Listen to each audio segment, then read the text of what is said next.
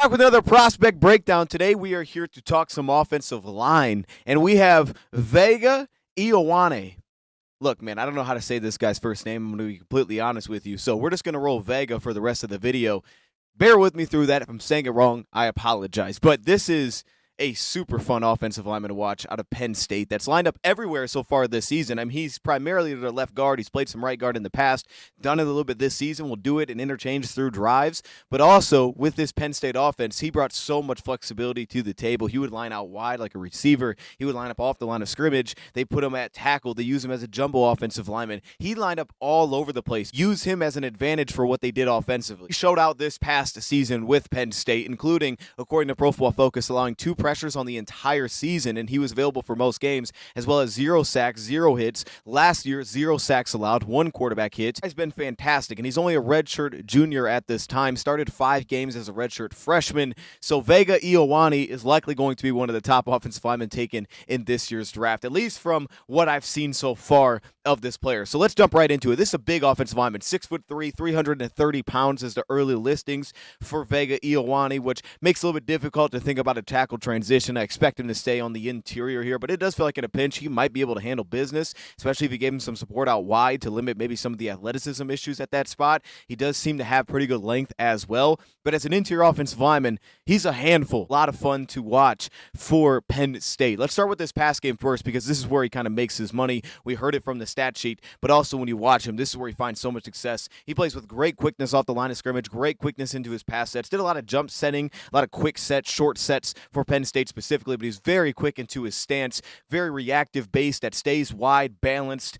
His footwork, he does a really nice job of staying with consistent base width, and you'll see it in his redirect. His ability to stay in front of counter pass rush moves. He's rarely looks like he's unbalanced in pass protection, even if he has missed strikes or he does teams tend to give up a little bit of an edge. Recovery ability tied to a lot of his flexibility to get back into plays, find a way to recover without having awkward footwork in those spots. Also pretty loose, as mentioned, with his flexibility to open up, protect his edge when he gives it up a little bit late, and his feet get underneath him very quickly. He's very quick into his pass sets. He creates a very early anchor that just absorbs that initial contact. It absorbs the initial punch. Now, sometimes he doesn't always find that initial entry to latch and consistently kind of settle down pass rush attempts immediately, but he does absorb contact really well, and it shows up within that anchor that he has. I think his anchor is one of the best parts of his game to this point, whether that's recovering into an anchor with really strong footwork behind it that creates a lot of power through the ground, or it's that initial entry that you see in some of the pop that he can absorb at the point of attack. He covers great the lateral depth immediately into his pass sets as well, which gives him a lot of support for slide protection.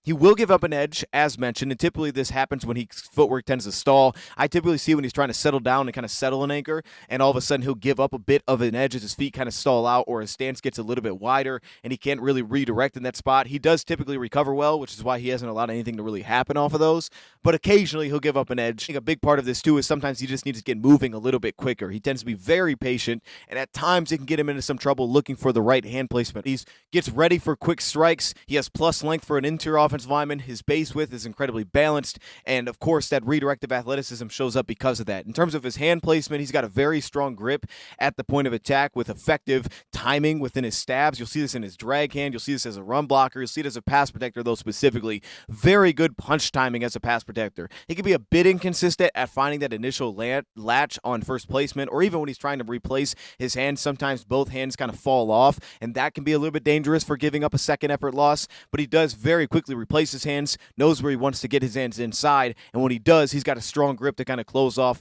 pass rush attempts. Fast punches that doesn't strike unnecessarily. He's very balanced and patient from that perspective. When he's sliding, he's not reaching for blocks. He doesn't ever really feel like he's over his skis looking for connection. Very strong base. Holds up well during hand battles, doesn't ever feel like he's kind of knocked off his foundation, tends to settle in well so he can continue to rework his hands as the rep goes along. Aspects for me, very good to great at this point. I think he checks a lot of boxes. The reactive athleticism to me just isn't outstanding, and there is some second effort losses that I think could translate to some issues. Very quick to redirect. He plays with really consistent knee bend as a mover as well. The base width stays underneath him, and he connects with that block as it works around. He's not reaching and lunging for contact or lunging for an entry point. A little bit lower on him as a consistent consistent run blocker. I think that initial placement could be a little hit and miss, and he does tend to slide off blocks a little bit here, and I don't always think he creates the kind of force. And while he does play with knee bend, he's not always incredibly leveraged at the point of attack, but he still does do a lot well, and it typically actually shows up when he's on the move. And Penn State got him on the move a ton this past season. Again, that good first step quickness shows off, and I think he has an unexpected burst. When he is asked to get out in space,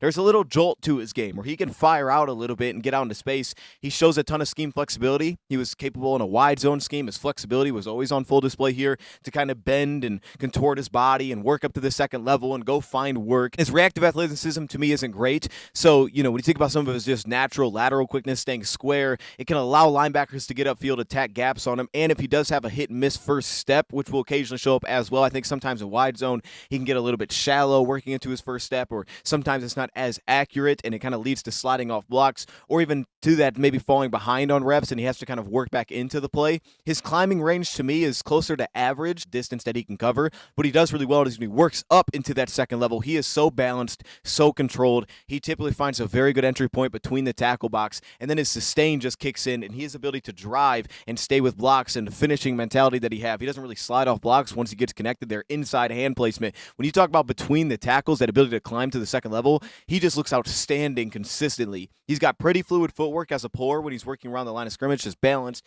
very fluid. He's just not dynamic in those spots. And I also think that he does struggle a little bit to play incredibly low in those positions as well. And you'll just see some entry points that just don't feel overly dynamic. He's kind of bouncing into other blocks. It just doesn't feel as connected. Speed out of his stance to work into pulling assignments isn't great either. Again, it's just closer to average consistently. Knees stay bent early on reps to create that early movement inside zones. He's just not incredibly naturally low, which I think kind of ties into sometimes you'll see at the point of attack, he'll get jolted first. And you see it here against Ohio State where he kind of just takes the brunt of it, gets jolted at the point of attack. Sometimes his footwork feels like it kind of settles under him or it's sitting underneath his pads rather than behind his pads to create that knockback. When he early has to deal with contact from some of those stout interior defense linemen, they kick him out wider against defensive ends. You'll see him run people over. But occasionally in some of these interior spots, you can see that sometimes he takes the worst. He's a little bit of a dancing bear when you get him out in space. The flexibility's on display, the redirects on display, the ability to kind of find multiple targets, drop his weight incredibly well, and I think it does limit some of his movements in those spots, but his feet continue to run when he's working through wide zone contact. Again, you'll see his drag hand come into effect here. To me, he has that good hip flexion, looseness, reach blocks, replace over blocks, and seal them off is constantly on display as a zone blocker. Extend his ability to strain through blocks, and sometimes if you lose that initial point of attack, he can still find a way to just stay connected and not kind of fall over. It's not always the prettiest, but just kind of find a way to stay in the way, and he does that a lot. But he has that body control to recover when he falls behind, kind of wall off defenders. He can reach and reset blocks, and I think a lot of that is through the core flexion that he has and the core strength that he has and the ankle bend that he has to kind of connect and rework himself around to allow run lanes to pop if he's working on the backside. He's got that very powerful core and very good acceleration for wide zone, and I do like that his ability to change pace and adjust in a zone blocking scheme. It makes him very versatile in terms of what you can ask of him as a zone blocker specifically. His short area footwork is always quick. It's always balanced. He fits into combo blocks fairly accurately. He fits down into down blocks with good leverage oftentimes where he can really sit down and kind of drive blocks out. If it's right on him, if they're on his shoulder and he's got to kind of jar things out, there's the point where you'll see him get jolted occasionally. But when he has an opportunity to really step down and down block, those combo blocks and those fits be very consistent. Inconsistency with some zone positioning, which allows him to slide off a little bit, trying to create some of that immediate leg drive. Very fast feet when he's working into those entry points. He can also be a little bit late to drop off and pick up new assignments. Say there's a late blitzer coming through to attack a gap in the run scheme. Could be a touch late, strain through some blocks that he's not actually square on, and that's where he starts to slide off. He'll lose some momentum occasionally on that initial early entry where he doesn't feel like he's creating initial leg drive. It kind of has to be built up, and it just stalls him out at the initial point of attack where his footwork are kind of sitting under his pads. But that said, inside hand placement consistently for double team drive, a stocky wide frame that translates really well for a lot of scheme, flexibility as a run blocker as well to just kind of lean behind him with pretty impressive athleticism for his size. Easy ability to play very low is not always there, even though he plays with bend, and occasionally you'll see him kind of put his head down when he's looking for that combo entry. But he's got a nasty finishing effort. He finishes all the time. His run blocks and his run fits, he finishes them all the time, and a lot of times he's at the second level because he connects so accurately. He's got some of that nastiness to his game. He just needs to kind of cut out, I think, some of the ducking entry because it lacks some of the direct strength from his lower body when he starts to duck down. You just don't get that initial force that you would expect, the initial knockback or the initial playing beyond the line of scrimmage that you would expect. The hand placement shows up once again here. I think of his game, his hand usage is great, both a pass protector and run blocker. Some initial things could be cleaner, but it's pretty great, and especially when he climbs, it really shines. His second level ability is very surprisingly very good for me. His flexibility, the trait I love the most, is I think it's very good to great. It has a nasty finishing style to his nature all the time. He has great sustainability as well. Outside of kind of straining early for movement that's not there, he does still stay connected to most blocks. You rarely ever see him like slip off of blocks, which shows to his body control, which is also great. His anchor to me is right now better than the natural power he consistently creates as a run blocker, especially early, because his anchor is very consistent through the rep, which I think also leads to his pass protection being a little bit more sound right now than his run blocking is. But he's still a good run blocker. Awareness is in a good spot. His footwork is pretty darn good. Aside of some early things, his footwork's pretty darn good outside of stalling out a little bit. His range isn't outstanding, but he leans into that flexibility to still find work consistently. And again, he's not overly powerful. I don't think he always converts his power incredibly well at this point. The biggest knock for me would be that he's not a fantastic reactive athlete. I think he's more balanced and controlled than anything. He's just maybe slightly above average to above average in that category. That's probably the biggest thing holding him back. Vega is definitely a guy that I've loved watching on the offensive line. He grew on me a lot as I continue to watch, and you can see the grade right now for me. That feels like a locked first-round pick. Obviously, we haven't gotten through all of those guys yet, but it feels like a locked first-round pick as of now for me out of Penn State. So I'm going to leave it there. Let me know your thoughts. Who do you want to see next? Thank you, Brad, for watching, and I'll see you there.